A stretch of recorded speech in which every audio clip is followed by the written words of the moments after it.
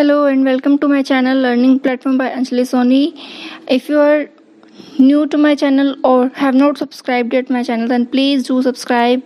If you like the video, then hit the like button and don't forget to share and press the bell icon so you can get more and more updates instantly. Thank you. So jump to today's session. Hello students, welcome back.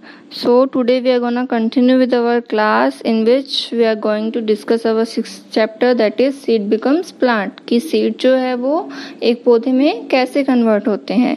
So let's start.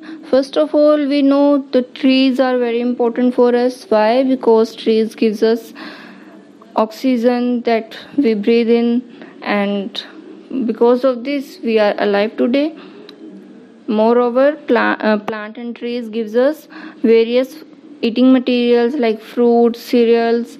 Okay, so trees are very much important for us for environmental balance. Trees are essential.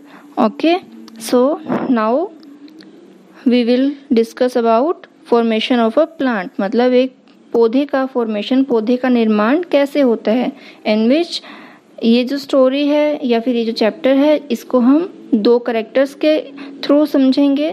Discussion कर रहे हैं दो sibling Monu and Guddi. So first of all Monu said Guddi look, Guddi देखो, many new and small plants are seen under the neem tree, कि कुछ छोटे और नए पौधे हैं जो कि नीम के पेड़ के नीचे की साइड दिख रहे हैं. And in the pot of holy basil plant, मतलब और होली का मतलब होता है पवित्र, बेसिल होता है तुलसी. कुछ नए जो नए और छोटे पौधे हैं वो नीम के पेड़ के नीचे और तुलसी के पोट में या फिर गमले में हमें दिखाई दे रहे हैं. गुड्डी सेड यस ब्रदर, हाँ भाई, there are many small plants, यहाँ कुछ छोटे प्लांट्स हैं. From where have they come, ये प्लांट्स यहाँ पर कैसे आए हैं. Who brought this plant here, इन पौधों को यहाँ पर कौन लेकर आया है. Then Monu said Guddi this plants grow on their own, मतलब ये प्लांट्स जो है अपने आप उगते हैं. इन द रेनी सीजन, बारिश के मौसम में ये प्लांट्स अपने आप उगते हैं. गुड्डी ब्रदर भैया, I have uprooted one of these plants, uprooted का होता है उखाड़ना, कि मैंने इन पौधों में से एक पौधे को उखाड़ा है या फिर रूट से निकाल लिया है. लुक देखो, what is seen in it, इसमें क्या दिखाई दे रहा है. Then Monu said Guddi this is a chickpea plant, chickpea होता है चना, कि ये एक चने का पौधा है. And we can see its root coming out of the seed from the downward side, और हम डाउनवर्ड मतलब नीचे की साइड से, और इसमें हम देख सकते हैं कि इसके सीड में से कुछ रूट्स निकल रही हैं नीचे की तरफ से. The entire plant is formed from this root only, तो जो पूरा पौधा है वो इस रूट से ही बनता है. So in this picture a procedure of formation of plant is given, in which you can see ग्राम और चना यहाँ पर लिया गया है, जो कि इसमें फॉर्मेशन हो रही है अलग अलग फेजेस की, जर्मिनेशन हो रहा है और एक नया प्लांट ग्रो कर रहा है. तो what is germination, germination of seed, एक जर्मिनेशन मतलब अंकुरण या फिर स्प्राउटिंग जिसे हम कहते हैं, वो क्या होती है. One day Guddi's mother soaked green gram, soaked का मतलब होता है भिगोना. गुड्डी की मदर ने क्या किया, ग्रीन ग्राम जो होते हैं मतलब मूंग जिसको हम कहते हैं, उनको पानी में भिगोया. मोठ बीन्स, मोठ को भी भिगोया. एंड चिकपी ग्रेन्स, और चने के दानों को भिगोया इन वाटर, पानी में. And tied them in a cotton cloth, और उसे एक कॉटन के कपड़े में बांध दिया. द नेक्स्ट मॉर्निंग, अगली सुबह, when she took out the grams beans and grains, जब उसने उन मूंग, मोठ और चने के दानों को निकाला. गुड्डी आस्क्ड हर मदर, गुड्डी ने अपनी मदर से पूछा. That mother, mamma, what is this thread like white outgrowths emerging from inside the green grams, thread like मतलब धागे नुमा, आउटग्रोथ जो छोटे छोटे उसमें से आउटग्रोथ निकली है, थ्रेड लाइक स्ट्रक्चर्स, इमर्जिंग मतलब निकलना, कि मम्मा जो इस ग्राम में से, ग्रीन ग्राम मूंग में से या फिर चना में से जो भी ये थ्रेड लाइक स्ट्रक्चर्स निकल रही है ये क्या है।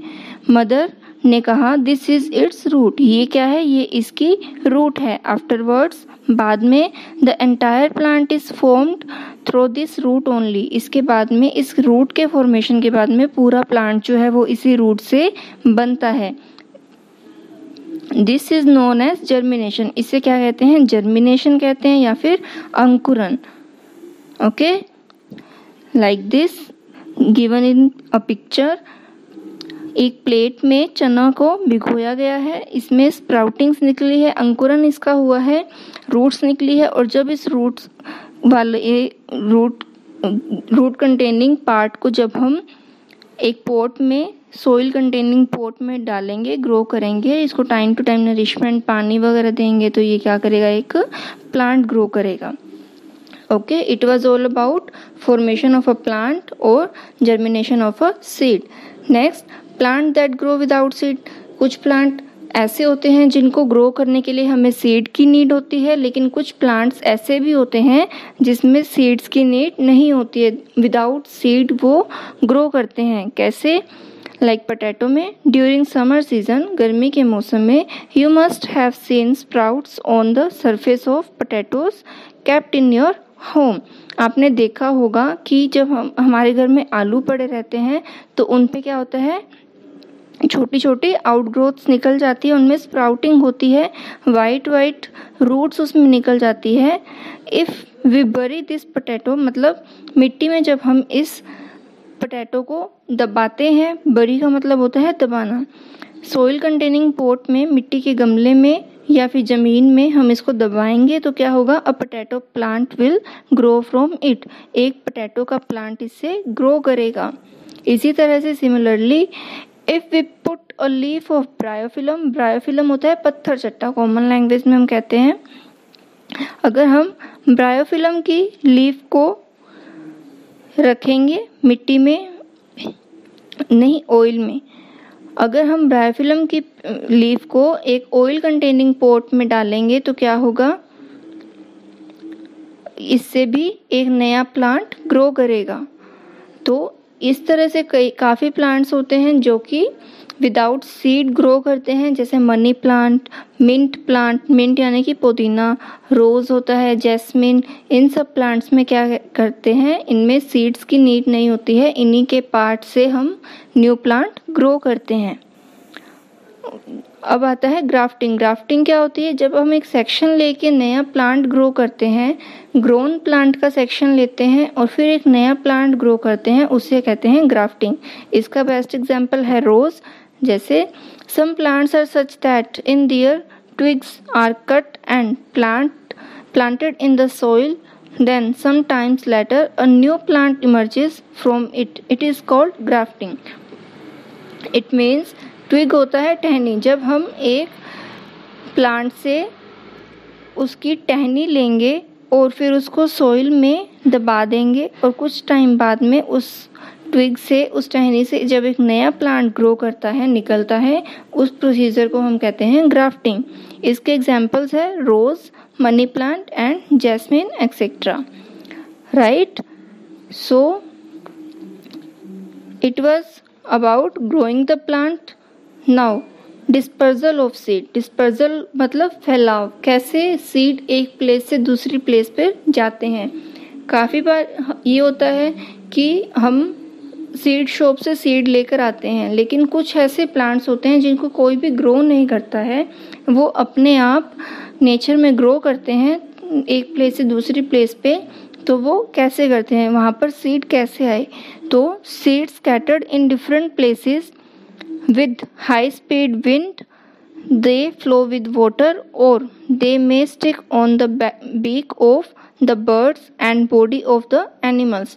क्या होता है, काफ़ी बार बहुत तेज़ हवा चलती है तो सीड्स जो है वो एक जगह से दूसरी जगह पे हवा के साथ में आ जाते हैं, या फिर पानी में बहने की वजह से आते हैं, या फिर फ्लावर्स पे जब बर्ड्स बैठते हैं या ट्रीज़ पे, प्लांट्स पे बर्ड्स बैठते हैं तो उनकी बीक पे सीड स्टिक कर जाते हैं, चिपक जाते हैं। और कोई एनिमल है, अगर वो कहीं से किसी रास्ते से जा रहा है तो हो सकता है कि सीड्स जो है वो उनकी बॉडी से, उनके क्लॉथ से स्टिक कर सकते हैं। तो this phenomenon of scattering of seeds is known as dispersal. Phenomenon मतलब एक धारणा। तो ये जो धारणा है या फिनोमेनन है सीड्स के फैलने की, बिखराव की, उसे हम कहते हैं डिस्पर्सल ऑफ सीड्स। राइट, जैसे हम बात करें ओक प्लांट की, आग तो हम सबने नॉर्मली देखा है, ये अनवांटेड प्लांट है, इसको कोई भी ग्रो नहीं करता, तो इसके सीड कैसे आए? या तो उसके सीड किसी विंड के मीडियम से आए, या फिर वाटर के मीडियम से, या फिर किसी एनिमल के थ्रू उनका स्कैटरिंग हुई है, तो that is called dispersal of seed. Next, plants from foreign countries, मतलब विदेशी देशों से जो प्लांट्स इंडिया में, हमारे देश में आए हैं। फर्स्ट है इसमें, पहले क्या होता था कि मैनी पीपल जो थे वो फॉरेन कंट्रीज में ट्रैवलिंग करते थे बिजनेस पर्पसेस से, अपने व्यवसाय के लिए ट्रैवलिंग होती रहती है। तो उनके आने जाने से, उनके ट्रांजिशन से वहाँ के सीड्स हो सकता है इंडिया में आए हों, और इंडिया के सीड्स जो है वो उनके थ्रू अदर कंट्रीज में गए हों। इसके अलावा एनिमल्स को हम लेकर आते हैं कहीं से, तो वैसे भी सीड का डिस्पर्सल हो सकता है। तो यहाँ पर कुछ कंट्रीज दी गई है जहाँ से जो प्लांट्स है वो इंडिया में आए हैं। लाइक टी प्लांट हम बात करें तो ये चाइना, एशिया से इंडिया में लाया गया है। कॉफ़ी जो है वो अफ्रीका में ओरिजिन हुई थी, उसके बाद इसको इंडिया में भी प्लांटिंग की जाने लगी। नेक्स्ट, लेडी फिंगर, ये भी अफ्रीका से इंडिया में लाई गई है। कॉलीफ्लावर जो है वो कहाँ से आई है? यूरोप से। एंड पीस, मटर भी कहाँ से आई है? यूरोप से इंडिया में लाई गई है। राइट, तो इसके बाद में अगर हम बात करें तो पहले के टाइम पे क्या था, ब्रिटिशर्स इंडिया में रहते थे and brought a plant named लेंटिना।